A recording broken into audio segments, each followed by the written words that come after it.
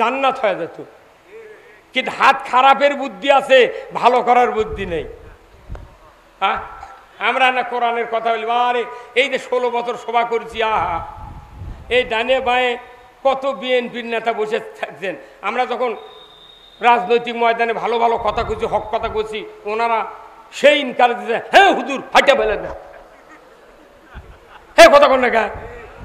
এখন আবার ওই কথায় আমরা কওয়ার লাগলে ওরা আবার কথা এগুলো কওয়া হবে না।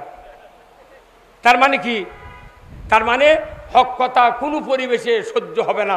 হক কথা যদি বন্ধ হয়ে যায়, পৃথিবী গরু ছাগলের আবাসস্থল হয়ে যায়। কোথায় মুসলমান? আল্লাহ নিজে বলছেন আমার আইন বিজয় করো। আমরা এখানে বাংলাদেশে যারা বসবাস করি, আমরা কার আইন মানছি? মানুষের আইন মানছি। আচ্ছা, মানুষের আইন যদি মানেন, তাহলে আল্লাহর আইন বাদ দেওয়া লাগবে তো। তাহলে গরু কুরবানি আজ থেকে 6500 বছর আগে দুম্বা গলাত ফাঁস দিয়ে ইব্রাহিম আলাইহিস সালাম জব করতেন। ইব্রাহিম আলাইহিস সালাম জব করবেন নিয়ে গেছে, আল্লাহ ফেরেশতা দিয়া ইব্রাহিম আলাইহিস সালাম ইসমাইল আলাইহিস সালামকে তুলে দিয়া দুম্বা ধরেছে। ইব্রাহিম আলাইহিস সালামের ছুরি দিয়ে দুম্বার গলা কাটিছে না ঘাড় কাটিছে? 6500 বছর আগে কুরবানি গলাত হচ্ছে। আজও কুরবানি করার সুন্নত কি? এখন যদি বাংলাদেশের 22 জন মুফতি ফতুয়া দিয়ে কয় কোনো টেনশন নাই, গরু ধপ করতে ধরে পারতে কারো সিংহের ঘুতা লাগে, পায়ের লাচ্ছি লাগে, চোখ ফাটে, পাও ফাটে, অতএব ধরাধরির দরকার নাই, গরু এমনি দাঁড়িয়ে থাকবি, নিয়ত কয়া ভারত কোপ মারবেন, রক্ত বাড়ালি কুরবানি হয়ে যাবি।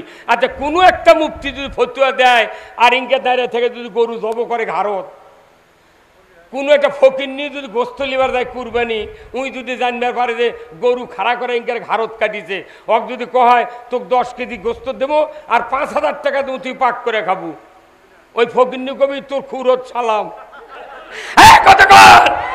তাহলে আপনি যদি আল্লাহর আইন না মানেন, তাহলে সব বাদ দেন।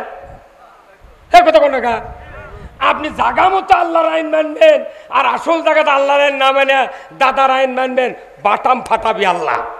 এই কথা কোন না, এই যে সারা ভারতে মুদির গদি টিকার এখন আর কষ্টকর হয়ে যাচ্ছে। কথা কোন না, 20 কোটি মুসলমান ভারতে নেমেছে মোদী সরকারের বিরুদ্ধে। আমরাও বলছি, মুসলমান ভারতের তোমরা জাগিয়ে ওঠো, আমরা বাংলার মুসলমান তোমাদের পাশে আছি। নেপালত দেখেছেন সেদিনকে কি হচ্ছে? আন্ডারল ফিন্টার বেড়ার উপর দিয়ে ফেলে দিয়েছে নদীর মধ্যে। আল্লাহ এবার বিশ্ব একবারে নিজে হাতে এগুলা করবেন লাগিছে। হ্যাঁ, একজনের করছে ভাই আপনি প্রাইমারি মাস্টার, হ্যাঁ আল্লাহর আইনের পক্ষে কথা কবেন না, করছে না আমি সরকারি লোক। বাপরে, প্রাইমারি মাস্টার তুই আবার সরকারি কতদিন হলো? কত সরকারি চাকরি করি না।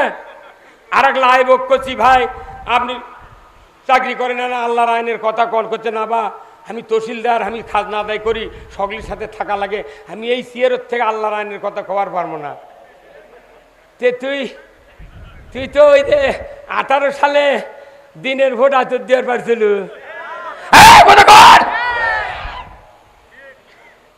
এই পৃথিবী খারাপ, সবচেয়ে খারাপ হচ্ছে হাত দিয়ে। এই হাতের সুষ্ঠু ব্যবহার আজও যদি বাংলাদেশে মানুষ করে, আগামী দিনে বাংলাদেশ জান্নাতে পরিণত।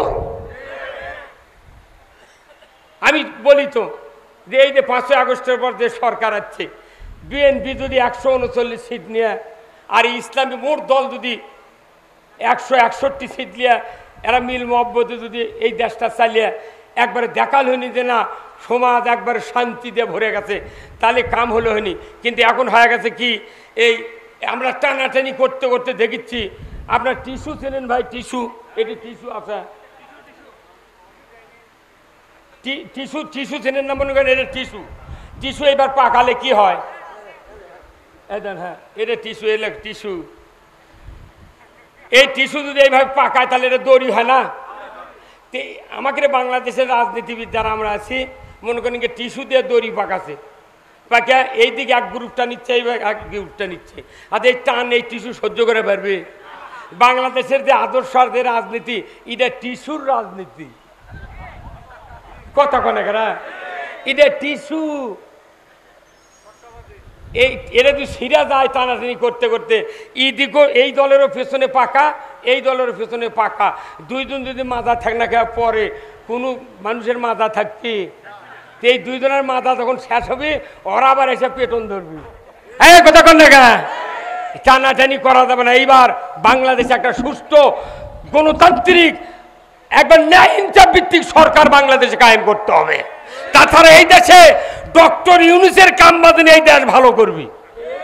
এই কথা কোন না, ওরা খালি এমনি ঢিকির লাগান বসে আছে, কিছুই হচ্ছে না। ওরা ওর থেকে যে একটা চৌকিদার দেওয়া হলেন তাও ভালো হলো। হ্যাঁ কথা কোন না, 5 মিনিটের ভেতরে দেশ ঠান্ডা হবে যদি আল্লাহর আইন থাকে আর সৎ লোকের শাসন থাকে। জিবরাইল যদি বাংলাদেশের প্রধানমন্ত্রী হয়, আল্লাহর আইন যদি না থাকে এ দেশেও শান্তি হতে পারে না, পারে না। এটাই হলো রসুলের সিরিয়াত। রসুল 10 বছর 12.5 লক্ষ বর্গমাইল শাসন করেছেন। তার শাসনের, তার পায়ের ধুলার এত দাম। যারা মসজিদে নববীতে হজ করে আসছেন আপনারা জানেন, ওনার যেখানে কবর আছে, এই রওজার শীতান যেখানে, এখান থেকে 23 ফুট হলো মিম্বর। মসজিদের খতিবের যিনি কাজ করতেন রসুল, ওই মিম্বরে খুতবা পড়ছেন। ওনার রওজার থেকে মেহরাব পর্যন্ত 23 ফিট জায়গা। একজন প্রেসিডেন্ট, একজন শাসক, একজন নবী, একজন মসজিদের ইমাম এই হাঁটে হাঁটে হুজরাখানার থেকে যখন মিম্বরে যা খুতবা দিয়েছেন, এই খুতবা দেওয়ার কারণে আল্লাহ তাআলা 23 ফুট জায়গাকে রিয়াজুল জান্নাতে পরিণত করে দিয়েছেন। যেদিন থেকে রাষ্ট্রপতি আর ইমামতি আলাদা হচ্ছে, সেই দিন থেকে বাংলাদেশে পয়মাল হওয়া শুরু হবে। 600 বছর পর্যন্ত ছিল যিনি রাষ্ট্রপ্রধান তিনি ছিলেন ইমাম। 600 বছর পর থেকে 900 বছর হচ্ছে যিনি প্রেসিডেন্ট তিনি আর রাজত্ব করবেন, আর ইমামতি আলাগ লোক করবেন। এখন ইমামতি যদি রাজত্ব যিনি চালান উনি যদি করতেন, 10 কেজি গম মারে খেলে মুক্তাদি সব দাঁড়িয়ে যেত, হুজুর আপনার পাশে নামাজ পড়া যাবে না। আমি গতকাল শুনেছি আপনি নাকি 10 কেজি গম মেরে খাচ্ছেন।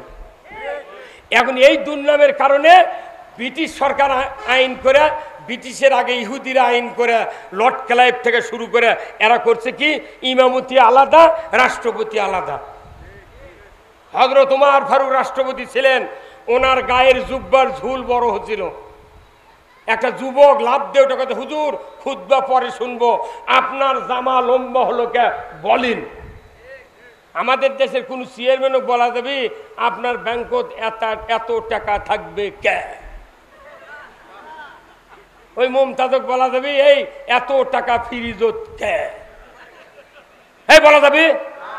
এত দূর বলাই লাগবে না, তুই এত অকাম করুচ্ছু কে, তালি মামলা।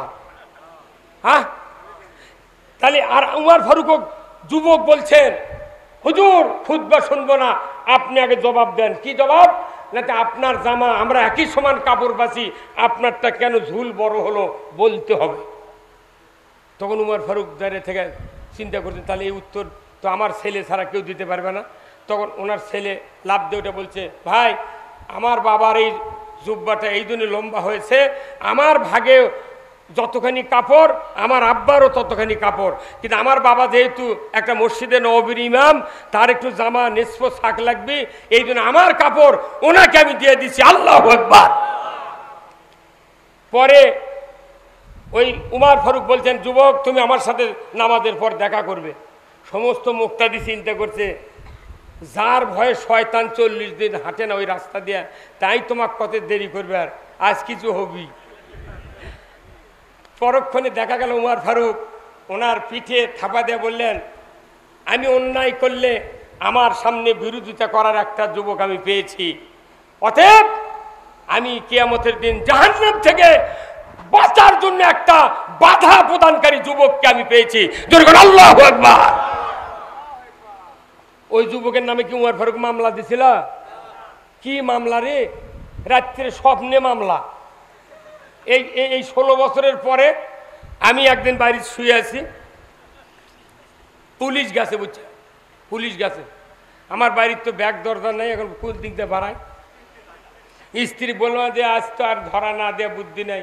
তা আমার স্ত্রী বললেন যে না, আপনি বাইরে দিয়ে চাদর থেকে লাভ দেবেন না, গুলি করলে পাও ভাঙিয়ে দেবেন আর মরে দেবেন, আপনার লাভ কি? তাতে 14 বার গেছেন, আর একবার জানায় 15 বার হবি। তাই আমি বললাম এই কথাও তো ঠিক, যা হয় হবি। তখন আমি ছেলে মেয়ে কাকু না বলে, আমার গরু আছিল 7-8টা গরু, ওই গরুর গড়ার ভেতর যা শুয়ে বললাম। আমি চিন্তা করলাম যে পুলিশ তো আসলে বাড়ি ঘর তালা তুলে দেখে, গরুর গড়া তো দেখে না। আমি যে গরুর গড়ার মধ্যে শুয়ে পড়ছি, গরু খালি আমাকে দেখে খালি ফোঁস ফোঁস করে, বুঝছেন? আমি তো অনেক গরুর শুয়ে থেকে হাত দেয়া গরুর 200 অলিঙ্কে করে লাড়িচ্ছে। গরু কোনো রাতের ভেতর অন্ধকার দেখতে পায়, বুঝে পারছে যে আমার মালিক চুপ করে আছে। তখন আমি আল্লাহ ওই অবস্থায় শুকরিয়া করলাম, আল্লাহ তাই তো তুমি গরুর জবান দাওনি, যদি জবান দিতে ডাক দিয়ে পুলিশ করলে স্যার এটি আছে, হ্যাঁ কথা কর দেখা, তাহলে আল্লাহ গরু জবান